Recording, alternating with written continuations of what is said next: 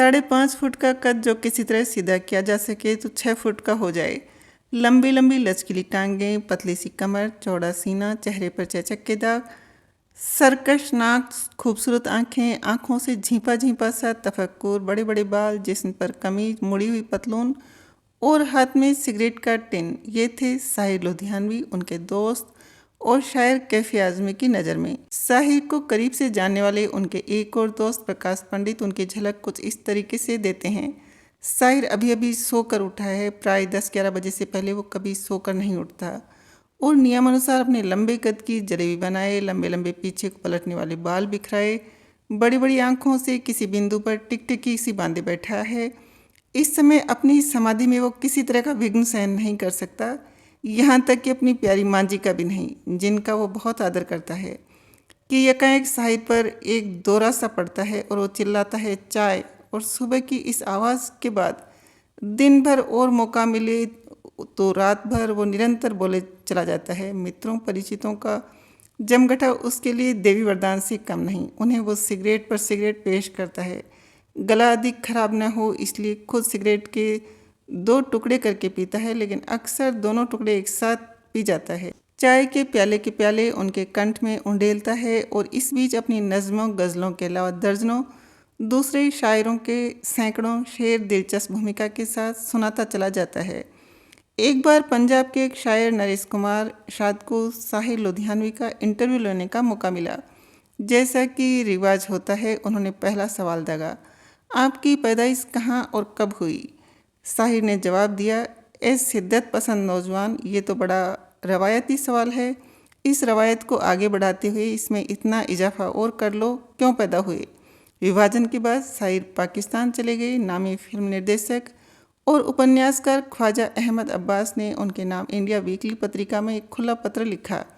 अब्बास अपनी आत्मकथा I am not an island में लिखते हैं, मैंने साहिर से अपील की कि तुम वापस भारत लौट आओ। मैंने उन्हें याद दिलाया कि जब तक तुम अपना नाम नहीं बदलोगे तुम भारतीय शायर ही कहलाओगे। हाँ, ये बात अलग है कि पाकिस्तान भारत पर हमला कर लुधियाना पर कब्जा कर ले। मुझे खासा आश्चर्य हुआ जब इस पत्रिका की कुछ प्रतियां लाहौर पहुंच गई और साहिर ने मेरा पत्र पढ़ा। मेरी खुशी का ठिकाना नहीं रहा जब साहिर ने मेरी बात मानी और अपनी बूढ़ी माँ के साथ भारत वापस आ गए और न सिर्फ उर्दू अदब बल्कि फिल्मी दुनिया में काफ़ी नाम कमाया। जब साहिर की गज़ल ताजमहल प्रकाशित हुई तो हर खास व आम की जबां पर चढ़ गई। तारीफ के साथ साथ कुछ दक्षिणपंथी उर्दू अखबारों ने साहिर की यह कहकर आलोचना की कि उन जैसे एक नास्तिक शख्स ने बिना वजह महान सम्राट शाहजहां की बेइज्जती कर दी। गज़ल का एक शेर था, दिलचस्प बात यह है कि इसे लिखने से पहले साहिर न तो कभी आगरा गए थे और न ही उन्होंने ताजमहल देखा था। अपने एक दोस्त साबिर दत्त को इसकी सफाई देते हुए साहिर ने कहा था, इसके लिए मुझे आगरा जाने की क्या ज़रूरत थी? मैंने मार्क्स का फ़लसफ़ा पढ़ा हुआ था, मुझे मेरा भूगोल भी याद था। यह भी पता था कि ताजमहल जमुना के किनारे शाहजहां ने अपनी बेगम मुमताज़ महल के लिए बनवाया था। साहिर से जुड़ा एक दिलचस्प किस्सा स्टार पब्लिकेशंस के प्रमुख अमर वर्मा ने सुनाया था। उनके दोस्त भी थे और प्रकाशक भी। उन्होंने बताया था, मेरी उनसे पहली मुलाकात 1957 में दिल्ली में हुई थी। मैंने स्टार पॉकेट बुक्स में 1 रुपये कीमत में एक सीरीज शुरू की थी। मैं चाहता था कि उसकी पहली किताब साहिर साहब की हो। मैंने कहा, मैं आपकी किताब छापने की इजाज़त चाहता हूँ।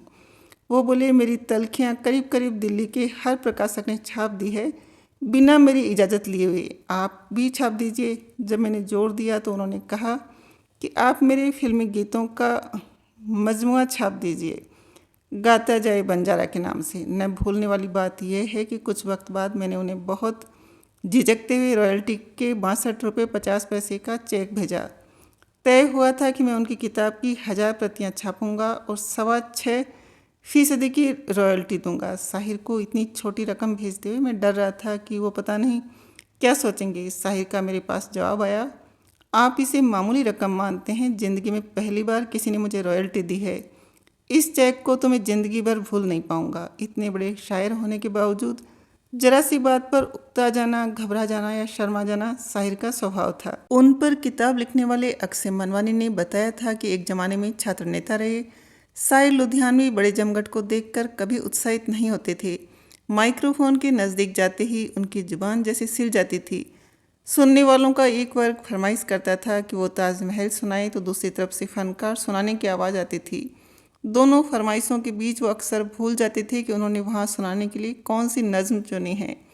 ये अनिर्णय की स्थिति इस हद तक पहुँचती थी कि साहिर की समझ में नहीं आता था कि मुशायरे के वक्त वो कौन से कपड़े पहने, यहाँ तक कि किस कमीज पर कौन सी पतलून पहने। इसके लिए उन्हें अपने दोस्तों की मदद लेनी पड़ती थी। उनके दोस्त प्रकाश पंडित ने बताया था, उनके दोस्त तय करते थे कि वो नाश्ते में पराठे, आमलेट या टोस्ट मक्खन।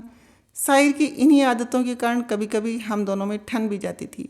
जब वो लिबास के बारे में मेरी राय लेता तो मैं बड़ी गंभीरता से कपड़े छांट कर उससे अच्छा खासा कार्टून बना देता था।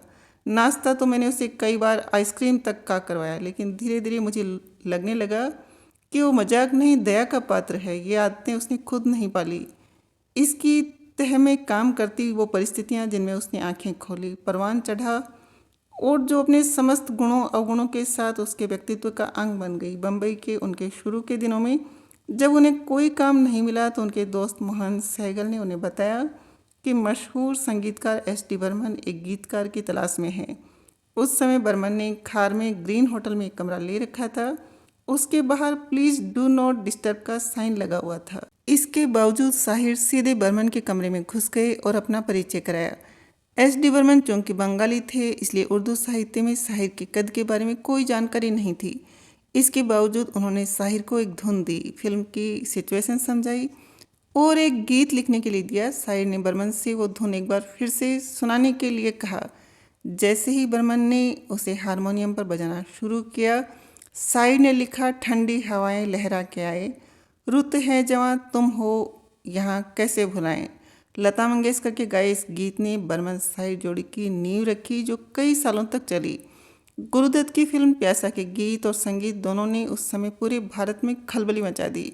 भारतीय फिल्म इतिहास का सबसे काव्यात्मक क्षण तब आया जब गुरुदत्त ने साहिर की नज़्म गुनगुनाई, ये दुनिया अगर मिल भी जाए तो क्या है।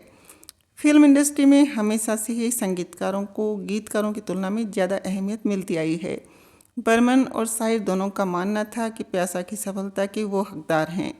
साहिर का जोर शोर से यह कहना एस.डी. बर्मन को पसंद नहीं आया और उन्होंने साहिर के साथ दोबारा काम करने से इनकार कर दिया। साहिर का नाम कई महिलाओं के साथ जुड़ा, लेकिन उन्होंने ताउम्र शादी नहीं की। उनकी सबसे नज़दीकी दोस्त थी अमृता प्रीतम। वो अपनी आत्मकथा रसीदी टिकट में लिखती है, वो चुपचाप मेरे कमरे में सिगरेट पिया करता, आधी पीने के बाद सिगरेट बुझा देता और नई सिगरेट सुलगा लेता। जब वो जाता तो कमरे में उसकी पी हुई सिगरेटों की महक बची रहती। मैं उन सिगरेटों को बटों में संभाल कर रखती और अकेले में उन बटों को दोबारा सुलगाती। जब मैं उन्हें अपनी अंगुलियों से पकड़ती तो मुझे लगता कि मैं साहिर के हाथों को छू रही हूँ। इस तरह मुझे सिगरेट पीने की लत लग गई।